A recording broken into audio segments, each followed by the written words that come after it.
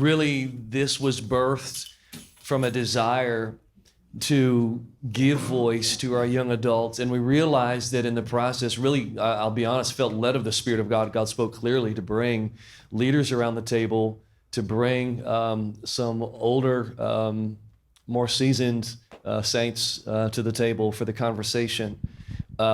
Because we've already grown, I've grown in the last hour and a half, just being challenged, growing from the wisdom in the room. And so it's been a blessing and beneficial, but really helping our next generation, give them a safe place to talk about what's going on in their heart, to get perspective and help to understand how this is impacting them.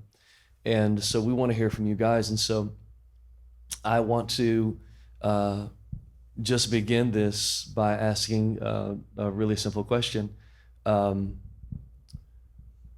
Of this generation, have you experienced racism personally? And are you willing to take a moment and share what that experience was like for you? Anybody? I was in college at the time. I was at Walmart after school because I needed to grab something real quick. And I remember I was walking out and I just had my bag with me. And I remember I made eye contact. There's a taxi driver right in front of the exit. And he was in his car just chilling. And I made eye contact with him and he made eye contact with me at the same time. And at the second that I smiled, he just locked the doors and looked away completely. And for a second, I thought, maybe I'm just tripping. It can't be that deep. And then I got in my car and then I just started crying. I was like, wow, that's really crazy how somebody looked at me and just, boop. It wasn't a huge moment. It wasn't a big step or anything. He didn't call me the N-word, but it hurt me because he looked at me and for some reason thought that me, 5'2.5", maybe 120 pounds, was a threat to him in his vehicle, walking out of Walmart. In high school, I played soccer and our team was relatively pretty okay. So we were able to not only play the black schools, but also play the more white schools. And I don't remember what school it was, but we were playing particularly well. And the parents of the other team, they were getting very upset. They were confused about how we could be playing so well compared to their children. And as the night went on and like the game went later and later, the parents got pretty rowdy. And something happened in the game, and one player on our team and one player on their own team got hurt. And the parents started calling us animals and monkeys and I don't know, the N-word. And I was just in high school and this is a game. Like, and that was like the first like very real, very close, very intense experience I've had, and like since then I've had other experiences, but just to be a kid and be so dehumanized because of a game, I don't know, it's a lot to deal with, and just to carry around with you just as you maneuver through life and have to meet people and you just don't know who, like depending on what the situation is, who will be there for you or who will call you such obscene things just because of the way you look or how you perform or things of that nature. I don't know. How long ago did that happen? That was probably a junior in high school, and now I'm only 22, so that's not too long ago. Maybe I was 6-ish years ago. So maybe 6 years ago. Yeah. But your tears are still fresh. Yeah. Like it can never not hurt, you know. What did you feel in that moment? Sadness, anger, confusion,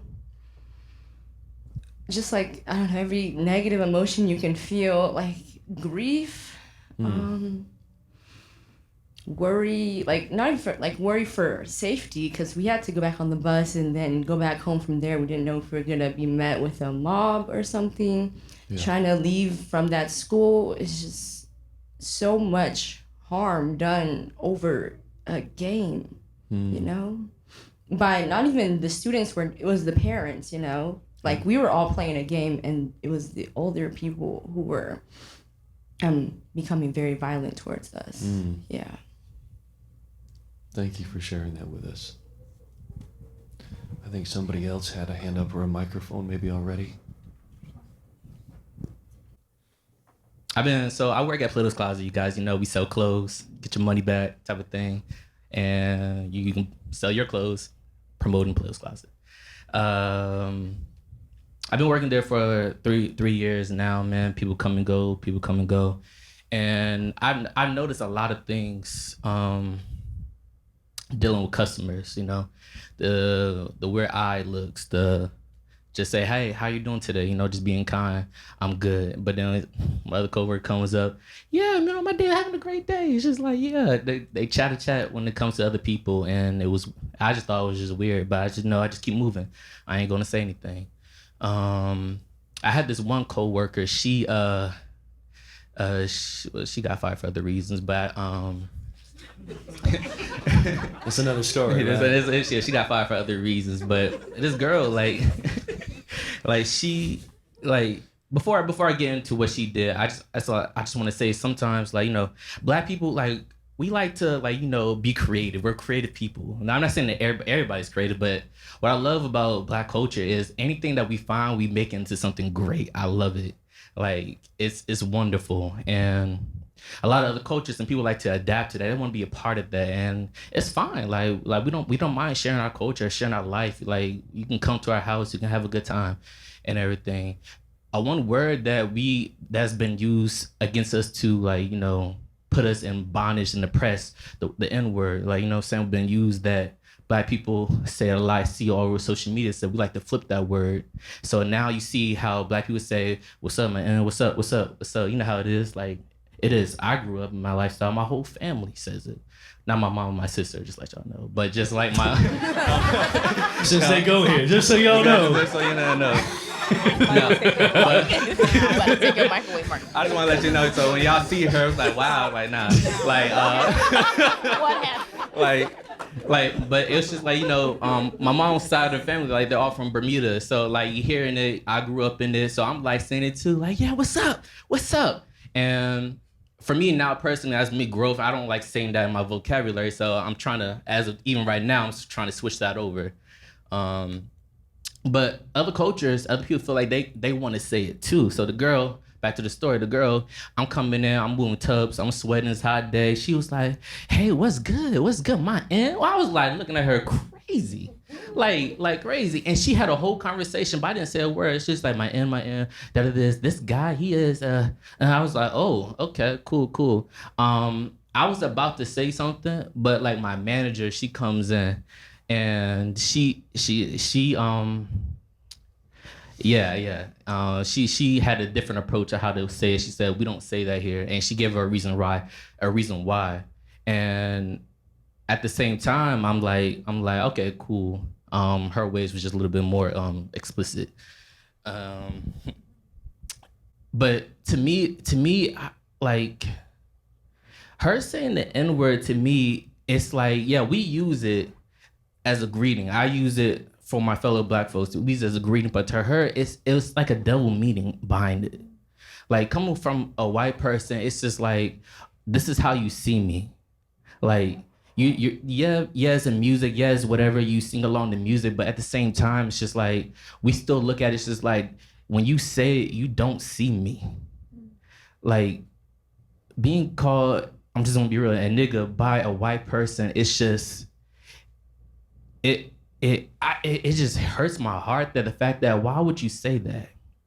I grew up with white friends, and I remember in the car just like we listen to rap music and they saying, yeah, nigga this, nigga that, hey, what's good? You need to shut your nigga self up. I was just like, and I didn't think about it back then, that I was just like, wow, I didn't realize how strong that word was. And even today, like, I just see things on social media that people are just blasting off, having arguments. I don't argue with people, man. If you refuse to listen, I'm moving on to people who's willing to be listened to. And like who wants to have a conversation, talk. This right here, this is what I'm talking about. Like this is a conversation to me. This is like you said, this is a kingdom mindset because we're all here and willing to grow. This is how we're willing to learn. And I'm honored by this. Like I'm really honored by this. I wasn't sure what I was gonna say. I didn't know what I was gonna say. I'm coming here like I don't know what to do. I'm here really shaking about that because I'm nervous to always saying that because I hope my words come out right. You're fine.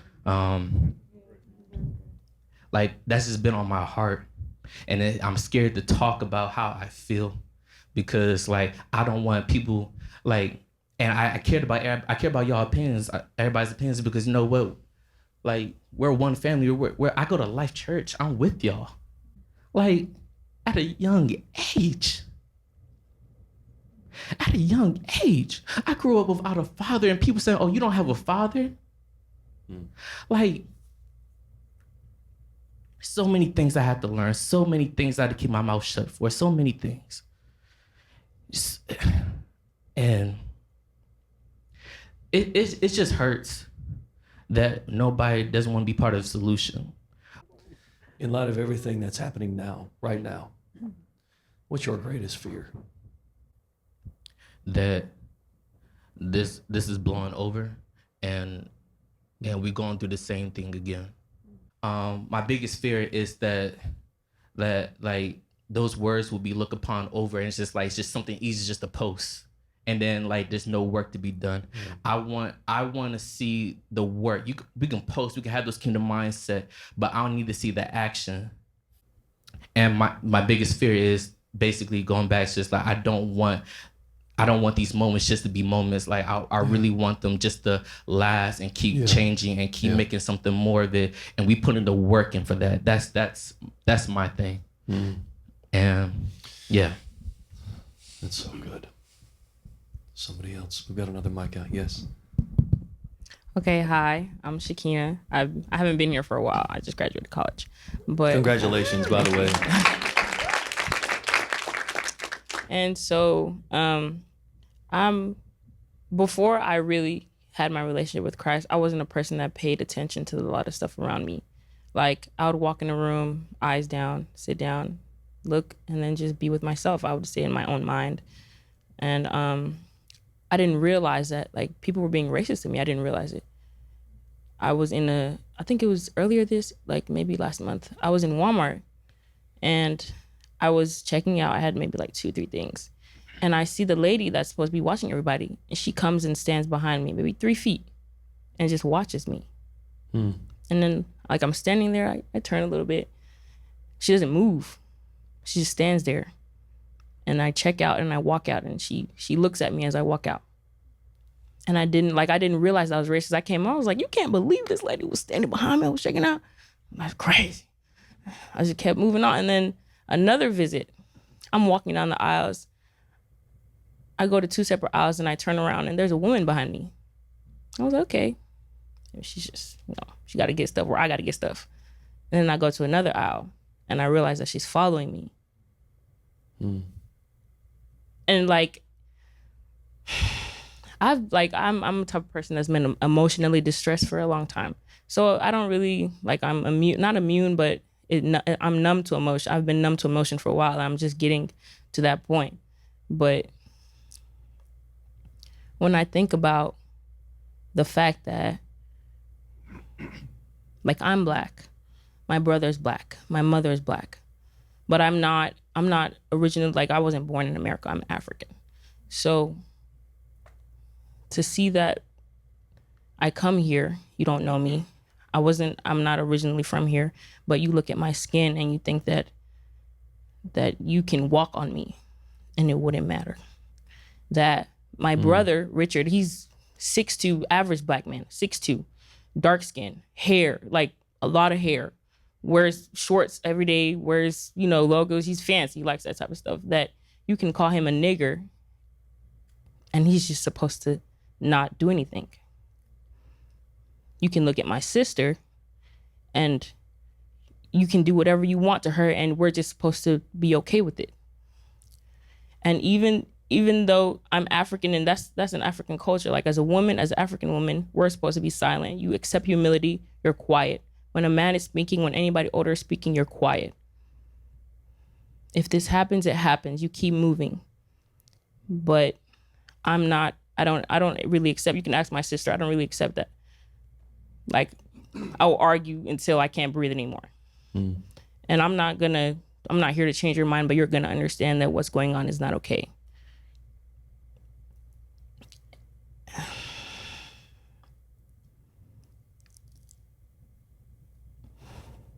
My younger brother, Richard, he goes out every day and he comes back home late. That's just, he's a kid. And I realize that I have to text him after midnight. Ask him where he is. Ask him what he's doing. And he just does that, you know. Kids are rebellious sometimes and they just want to do what they do. They want to live life. I have to ask him where he is, if he's in the county, if he's in Atlanta, what he's doing. And I didn't know that, like, I wasn't 100% sure that he was being treated like that because we went to the same high school and nobody ever did that to my face because of the name that I carried. Because of who I was an athlete. I was a good athlete. So nobody would ever do that because I had white people around me. My coaches were white. My trainers were white. The police officers in the county knew who I was. The principal knew who I was by name. So they were never racist to my face. But the fact that I was so numb to the emotion that my own brothers and my sisters were being racially profiled. And when I think of that, it just... How does it make you feel? What are you feeling? I feel like you don't want me in this world. Sometimes I wouldn't describe it as depression, but I would just ask God, can you just stop it today? Because in this world I don't matter. Just stop it today. Because I'm tired. The people around me are tired. They're dying. They're hungry. And the people that call themselves your followers, they do nothing. They look me in my face and they show me the love that they say that they have. But if you didn't know that that black man walking in the room was my brother, you would disrespect him and belittle him and make him feel like less. And I've gotten a lot better at getting my emotion and putting it into words and talking to God about it and growing as a person to know that people that have hearts, like earlier when, I don't know who said it, but I think it was you said that holding hatred was like cancer in your body. And I realized that I can't hate anybody. I could never bring myself. It's literally physically tiring. I would have to lay down because it takes too much energy. I could never hate you even if it came to a point where I would have to lay down my life. I couldn't hate you. But I see that you're sick. I see that somebody has taught you something that was wrong. And you took it in yourself. You're dying and you don't even know it, but I can see that you're dying. And even if I showed you love today and every day until I pass, it wouldn't matter. But that's what Jesus would do. He wouldn't stop. He would take in the emotion. Yeah, he would feel it. Jesus wept when his friend died. He would feel it. But he wouldn't change being who he was because somebody else was this. His behavior was not a reaction based on somebody else's actions. And it just upsets me that you don't show me who you really are. I would rather you show me that you dislike me and you hate me than to come in my face and show me these things that you really aren't. I would rather have that because if you show me who you really are, I can show you how much I can love you. How much you can see the real me. That I care for my friends, all my friends that I have. I love them. And as a female athlete, there's a lot of stuff going on in women's basketball. Like homosexuality is probably one of the biggest sins in women's basketball today. Not just trying to focus on that, but that's one of the biggest things. And my teammates, I pray and cry for them because I see that. I understand that you feel this way, but it's more. It's their. I finally understood that it was their heart. That it's not just something that they're doing, but it's their heart. When I build relationship with them, you can't just hate somebody for something that they do or what they look like.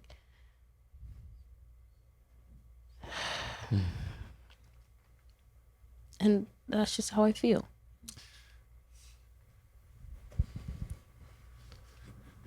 Can I ask you a question? Are you social distancing?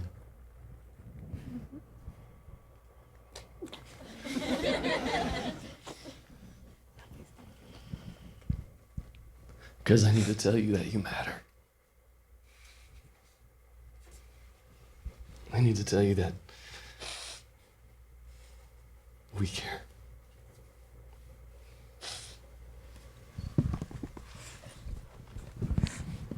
And forgive us for any times we failed you, sweetheart.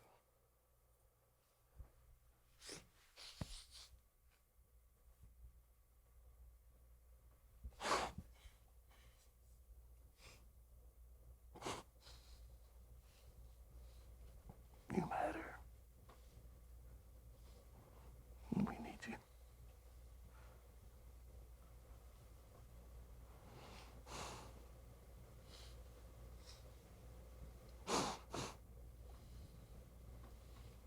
Oh, you matter.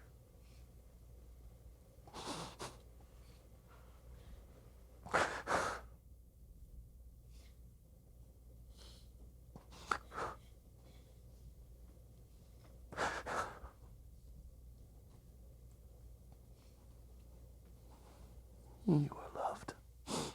You are loved. And you love well.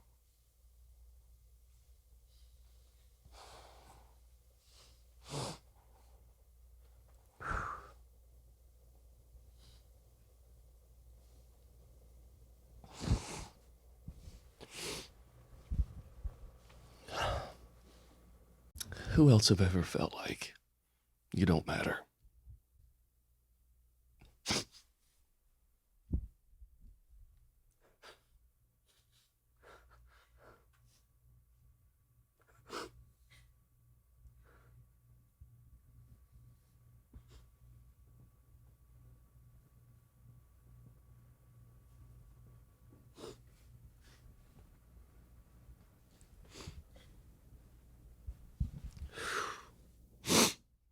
Let me just take a moment. I'm grieving.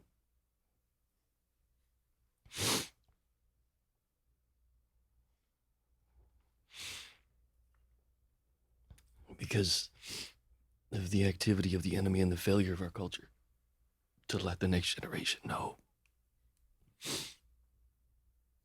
they matter.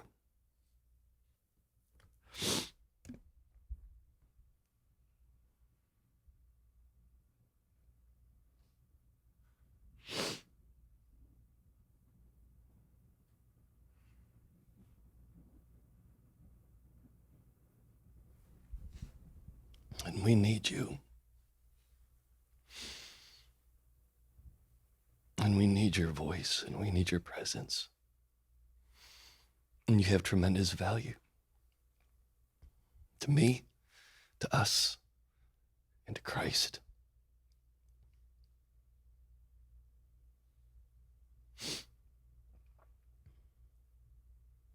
You matter.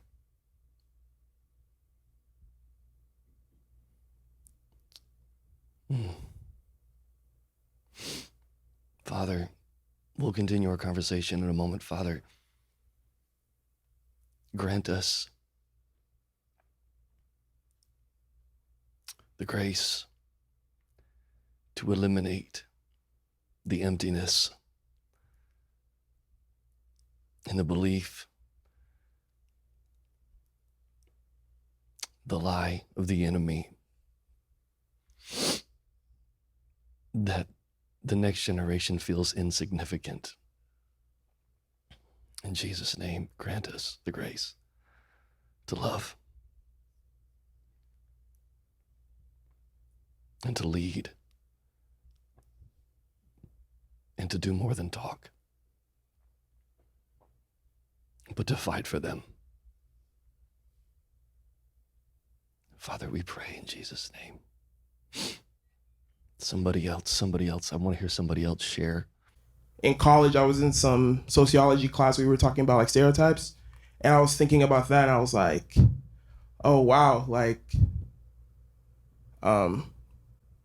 what if like my entire life, because I did go to a predominantly white school, so what if my entire life I've been like just fitting the stereotype so that I'm okay? Because even like I think about my parents telling me that like my hair needs to look a certain way, I can't wear this, I can't wear that, like I have to put on like nicer shoes and stuff. And I thought about even like, I even started to question church, like when I was in college, like, is that what people see me as, like the okay black guy? And I even got, I wasn't gonna say it, but I even got asked this week if I was just a token black guy for Life Church. Sorry, we're young, so we like to cry.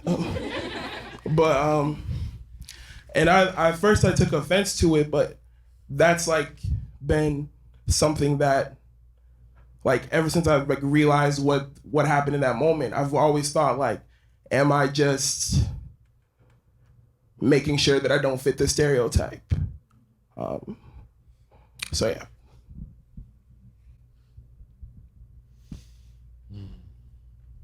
Amari, what are you feeling right now?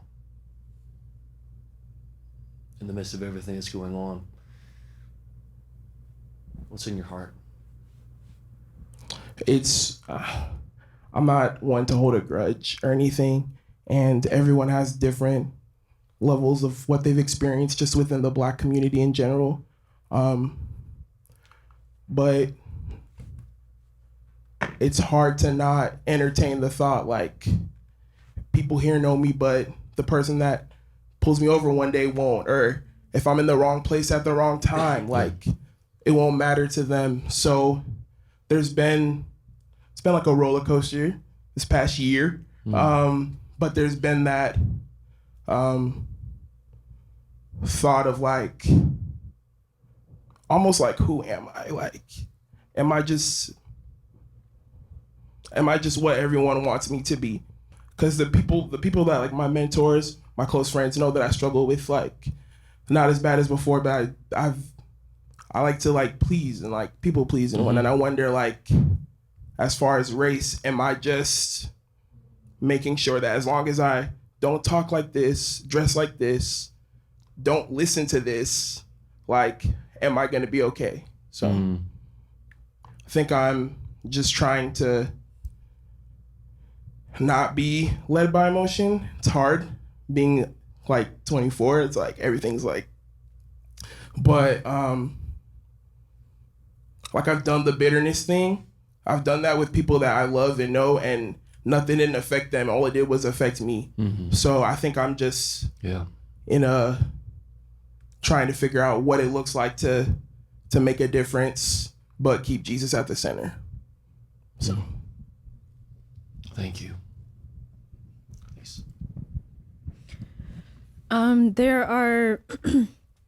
There are like a couple specific instances that pop out in my head as far as things that were maybe more overt, less hidden. There was one time I was younger. I don't remember how old I was, but I was with my Nana, and I want to say it was shortly after they moved down here sometime. I would spend a lot of time with them. And there was one day that we went down to Swanee Town Center. I believe that's where we were, and just walking around in like the park area. And there was at the light on the corner over there was a guy who, it might have been a couple guys in the car, who pulled up at that light and rolled the window down and just said like the N-word at us. And I don't know if you remember that, Nana, but I didn't really think much of it at that time, other than I guess just having the knowledge that, like, yeah, some people suck and they say stuff like that. And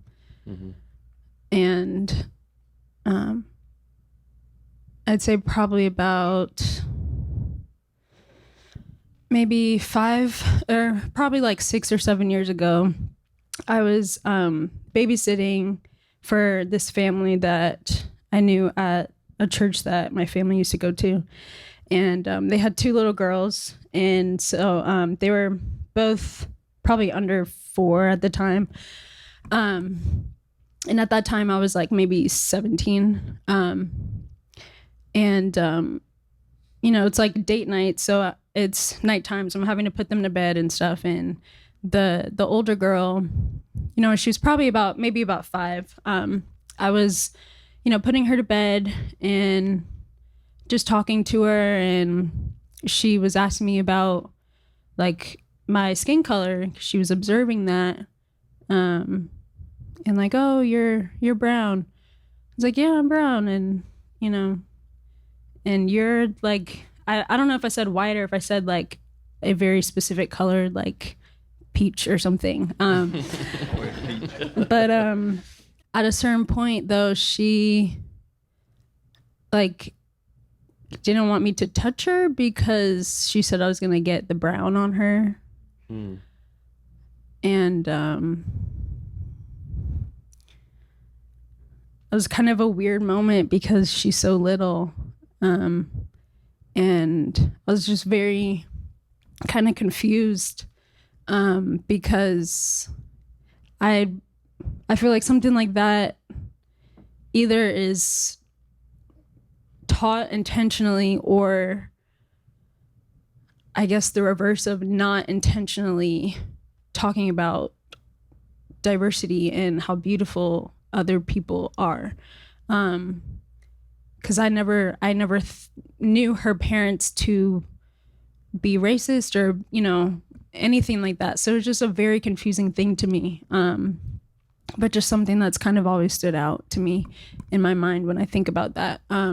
But I'd say most of what I've encountered apart from that is just like the kind of covert racism, the stuff that would be maybe even hard to prove that it's racist, or like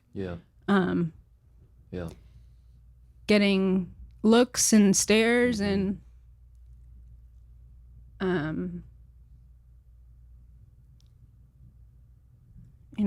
from being in school or where I work. I work at a pretty upscale clothing store, and our clientele is predominantly like older white women.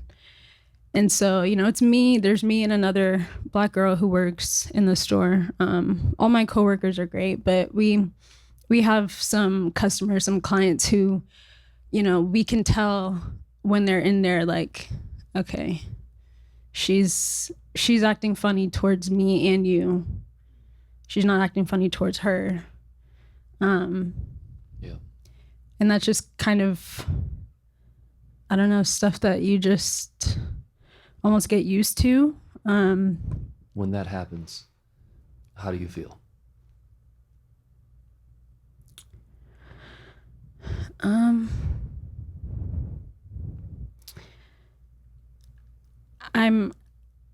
I'd say it doesn't rock my identity, but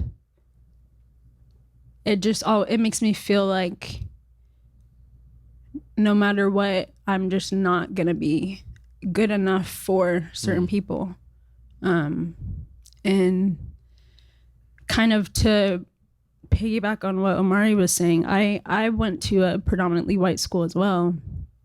And I think because of, the way I've always talked, the way, I guess, what I've always been interested in, things like that, I've always been like the white on the inside Black girl. And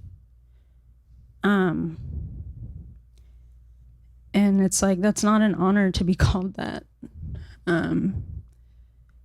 And I guess picking up on those hidden things, those stares, that feeling that you can just sense when someone is just not comfortable with your presence, picking up on that stuff from a young age and knowing that, you know,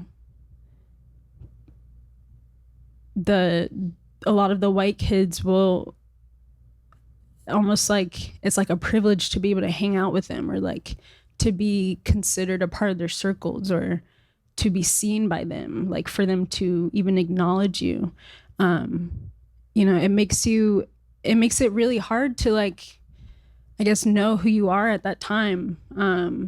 And you want to assimilate, like, because you just want to belong. You want to be able to have friends and like make friends, and them not just be your school friends, or like people that you can like trust and confide in and tell your secrets to and stuff like that. But so that's always been a struggle for me, is even like having those friendships. I have two white friends, I would say. One of them I made friends with in halfway through high school. The other one I met just a few years ago, but for some reason, no matter where I've went, even at a church that Thomas and I were going to in Midtown, it just felt like I was so forgettable, and like no matter what, I could have like a great conversation with someone in like in church or like in our house church setting, but then no one's like wanting to hang out with me outside of it, or like no one wants to get coffee, or no one wants to come over, type of thing. So Thank you. Somebody else here. Do we have a microphone? So there was one time I went to the beauty supply store with like my sisters and my brothers, and I went to go buy hair when I had hair. But I went to go buy like some hair for like I think it was like for picture day, and Barbara needed braided my hair, so we went to go buy hair. So as people know, beauty supply stores are majority owned by like Asian people. So I go to the back and I went to like choose what color or whatever. And the lady, she was just like looking, she was like trying to act like she was trying to fix the beads or whatever, but she was really just looking at me. I was like, okay, this is normal, so I'm just gonna get my hair and go. So when we were paying, she was just kind of side-eyeing me because I was playing with the rings. Like they have like this set of rings next to the whatever when you're about to check out. So I was just playing with them. And I looked at her and I was like, I had one on my ring, just messing around with it. So I put it back. And as we were about to leave the store, she just told me, she was like, did you put anything in your pocket? And I was like, no, I didn't put anything in my pocket. And I kind of just had to like show her, because it was like wrappers or whatever. Like I just had nothing in my pocket. And she was like, I saw you playing with the ring. And I was like, I put it back. And she went to go check, and she was like, oh, my mistake, whatever. And it was just, that's just really frequent in beauty supply stores. So I don't kind of, like, I kind of just ignore it, because that's just become the norm. Like, it's normal being followed in the beauty supply store. Because I was with my brothers, Stuggy and Giram, and they were following us. And we were just like, okay, like, this is normal. Let's just leave, you know, before, like, we just become disruptive or whatever. And I kind of just think back on like what Shakina was saying, like my brothers, if anybody knows Giram, he just had his birthday a few days ago, and his mind is very he's very creative little boy, and he has and he's into like space, you know, the normal boy that, you know, would like, and he likes to take stuff around the house and like make like makeshift like weapons for like intruders. But he was showing me he was showing me like this gun he made, like this makeshift gun he made out of like paper towel rolls, like toilet paper rolls. And I was like, oh, that's cool. And I was just like thinking, I was just kind of like, what if like one day, you know, Sergey and Giram kind of go out.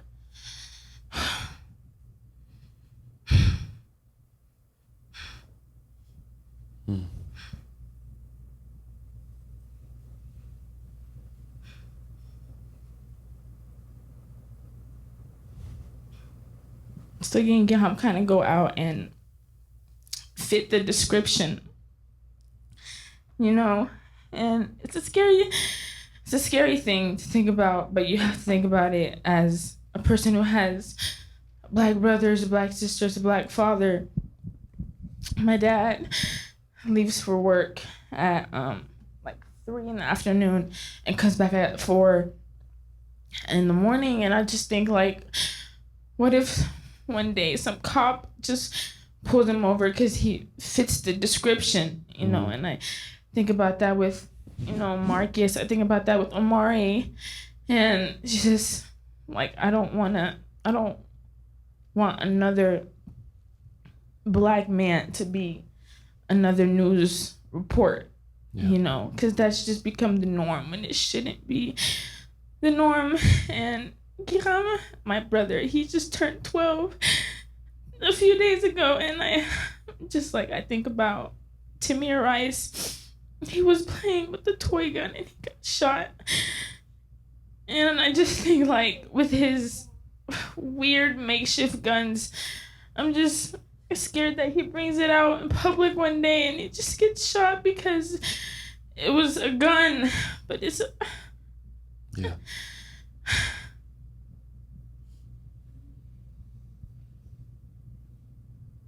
Anybody else here ever fear for their family that way? Okay. Put your hands down. Anybody else here say, yeah, it's normal to be Black and be followed around a store? Wow.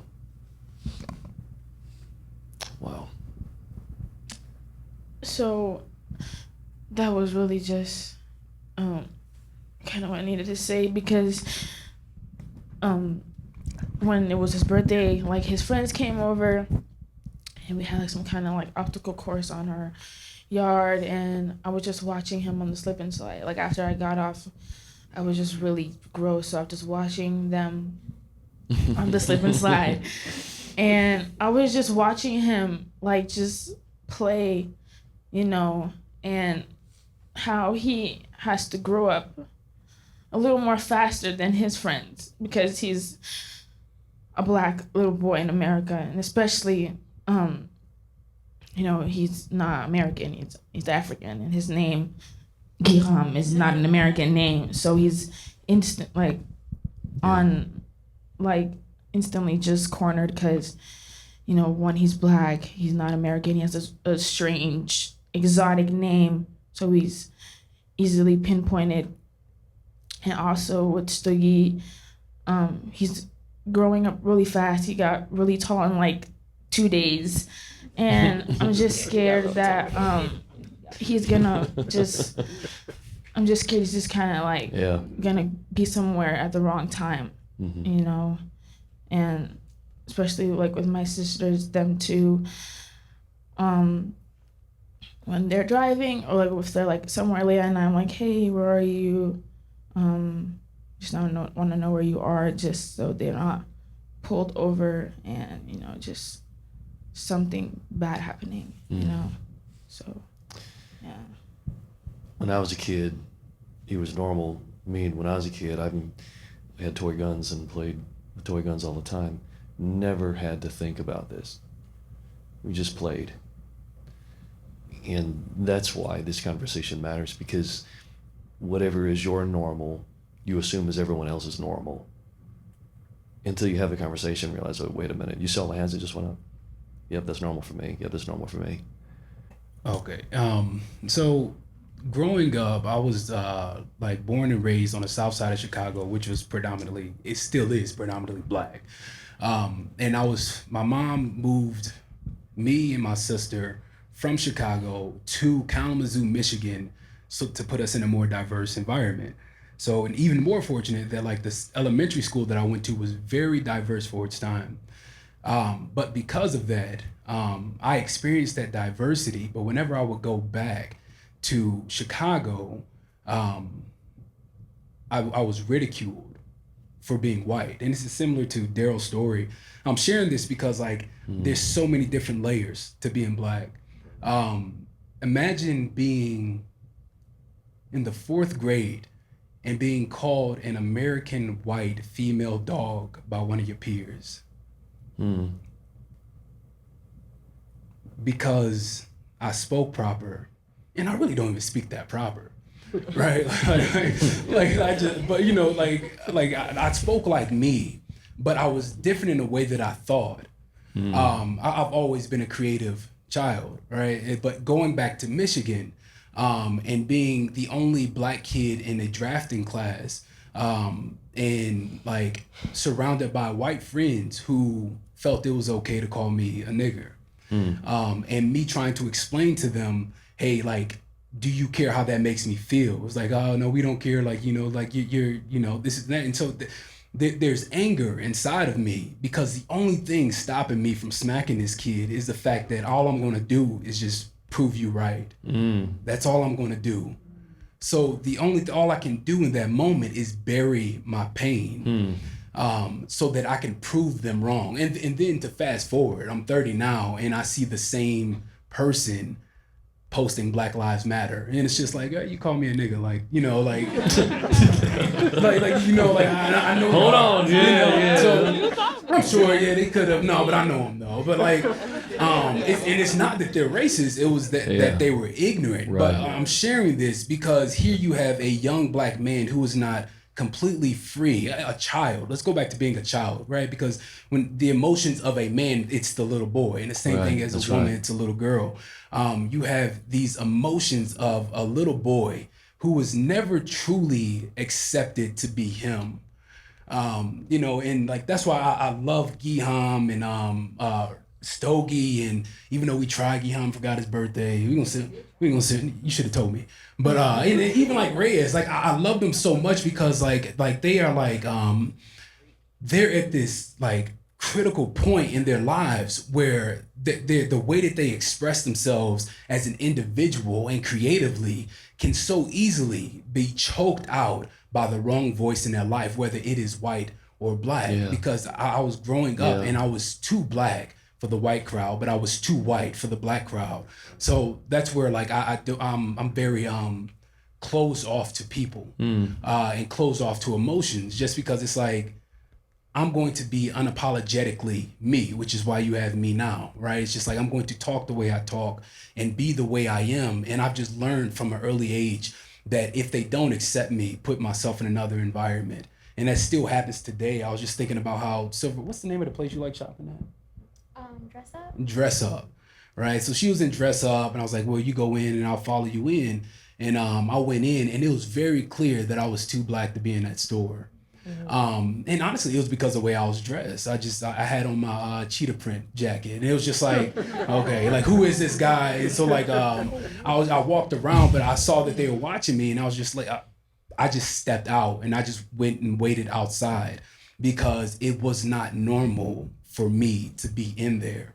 And so I've just learned to not react emotionally, but give grace to people who just don't understand. Because what I've learned over time is that the very people who did not understand me for being me in the moment later on came into a crisis of themselves, and like they then respected me for being me in that time.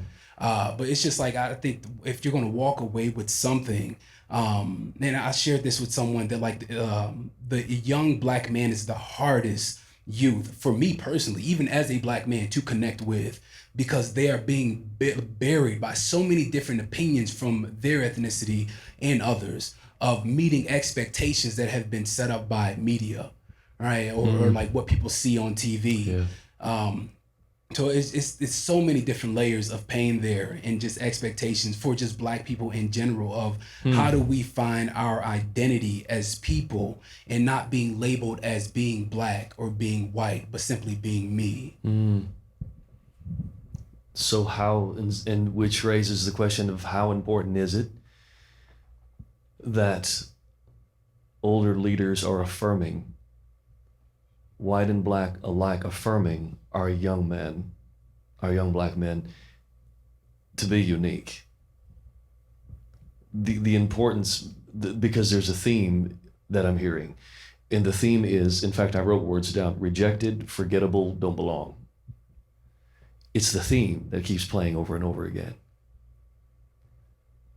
Our voice is to affirm them where they are without putting cultural pressure for people to meet or suit what is comfortable for us. Generationally and culturally. Because some of the things that I've heard discussed as you need to be, you need to do, really isn't in any rule book anywhere, but rather cultural bias that we're trying to impose on other people. And so I just want to pause right here and just encourage all of us, including myself, to make sure that we don't delegate words of affirmation to other people, but we ourselves are using our voice to affirm and give people permission to be unique. We were talking in the break, and Ms. Thomasina was talking about this, and we were talking about even the pressures, even within Black friends, and all of the different pressures. And I think some of you have already alluded to that as well. There's all of these layers that people are working through to try to figure out what's okay, quote unquote. And I just want to say, I think the rest of us need to be intentional about using our voice to speak to these young men and young women. Because if they don't feel like they belong, if they don't feel like they're acceptable, if they feel like they're forgettable, well, we're the hands and feet of Jesus. We can do better. All right. We got a yes. I want to add one more word to the list that you just said, Pastor. I want to add the word disposable.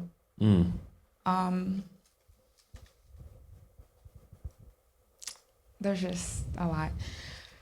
I want to say one thing, or a couple things. My little brother, you guys know that Stogie, he's my little brother.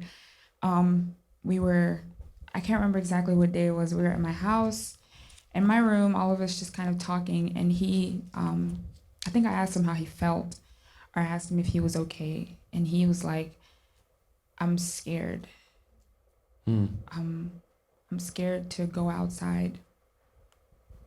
I'm scared to go in a world where I know that there are people who want me dead, and I don't know why. And he's 14.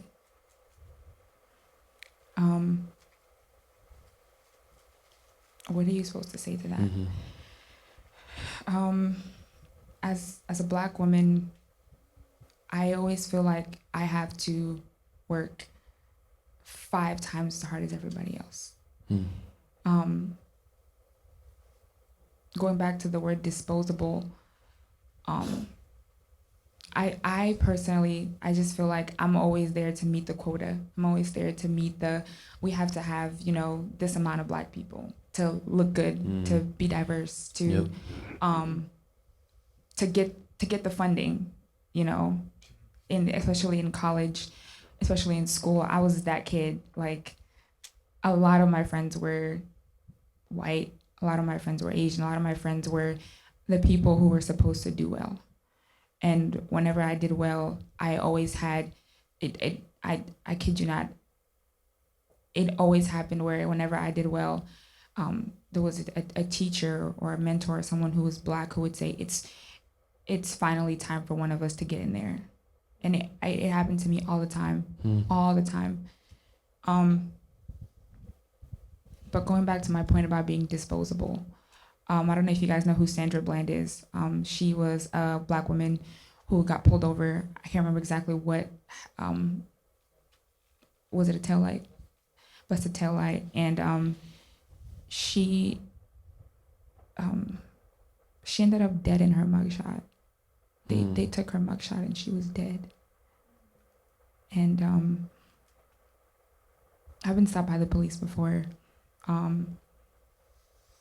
got into a car accident with my siblings, and the police officers showed up, and we were visibly shaken. No one asked me if I was okay. No one came in, except for the fact that they had to touch me because they had to make sure that I was medically okay. No one, there were strangers who came.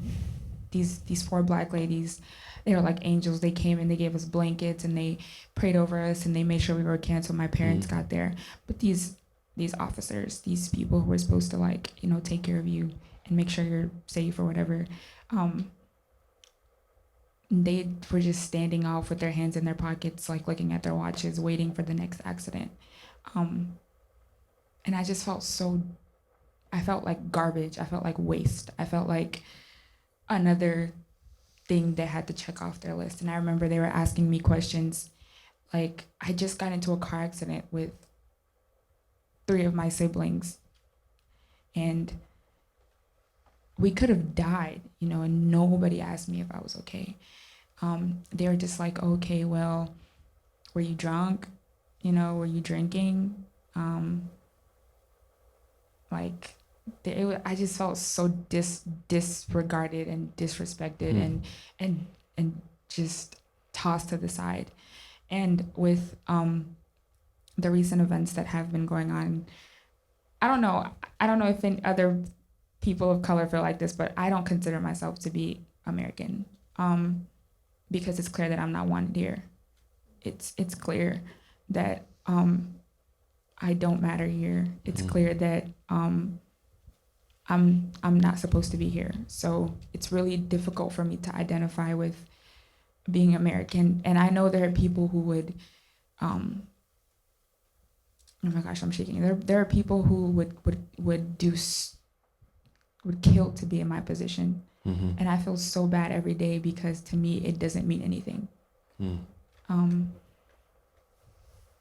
It feels like I'm just taking up space sometimes. Like I wanted so badly when the whole video came out about George Floyd and everything, I wanted so badly for someone to just reach out to me and ask me if I was okay. And for it not to be someone of color, someone who of course, you know, I'm not okay because you're not okay. But I saw people posting about coffee and workout clothes and people posting about hiking, and it was almost like nothing happened. I just wanted, especially, I don't know if anyone else felt this way, but I wanted someone from the church to reach out to me, because I know that if I was in that position, I would find someone and I would say, hey, are you okay? Because we're supposed to be the hands and feet of Jesus. And I think about that a lot. I think about, what would Jesus, if he lived in our time,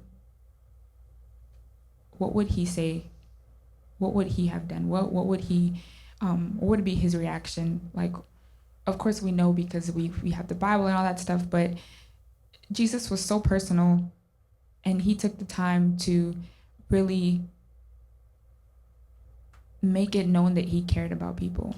And I think as a Black woman, I don't feel like the church cares about me so much. I feel like sometimes I almost feel like I come into church and I say hi to everyone and all that stuff, but I just kind of feel like a placeholder.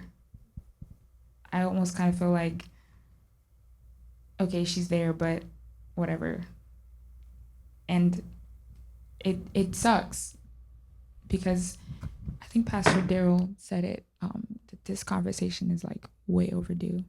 And I don't want to be bitter. I don't want to have a hardened heart toward this topic, but as a Black person, when things like this happen, we just kind of,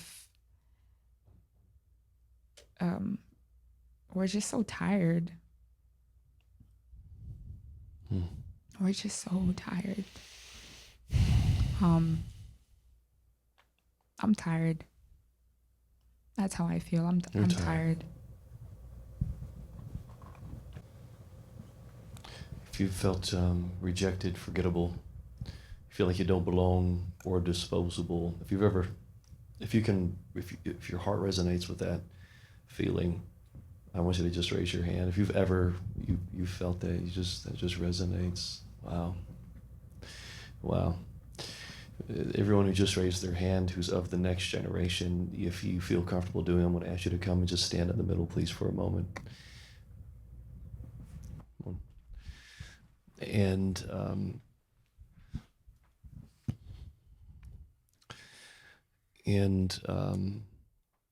yeah, just like that. Go ahead, stand.